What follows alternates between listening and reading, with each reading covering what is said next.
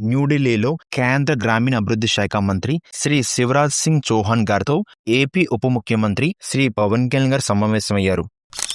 ఈ సందర్భంగా ఆంధ్రప్రదేశ్లో అమలు చేస్తున్న మ్యాజిక్ డ్రైన్స్ నీటి తొట్టుల నిర్మాణం కార్యక్రమాలను కేంద్ర మంత్రి గారు ప్రశంసించారు. అంతేకాకుండా ఈ మ్యాజిక్ డ్రైన్స్ తన నియోజకవర్గంలో కూడా ప్రారంభించాలని అధికారులకు ఆదేశించారు.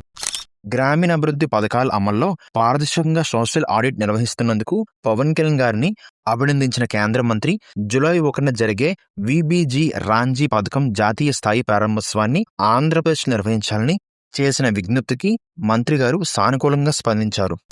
అలాగే 2006లో అనంతపురం నుంచి జాతీయ గ్రామీణ ఉపాధి హామీ పథకం ప్రారంభమైన విషయాన్ని పవన్ కళ్యాణ్ గారు ప్రస్తావించారు.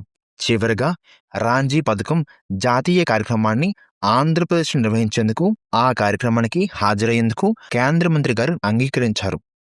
గ్రామీణ అభివృద్ధి రంగంలో ఏపీకి కేంద్రం నుంచి ప్రశంసలు దక్కడం విశేషంగా మారింది.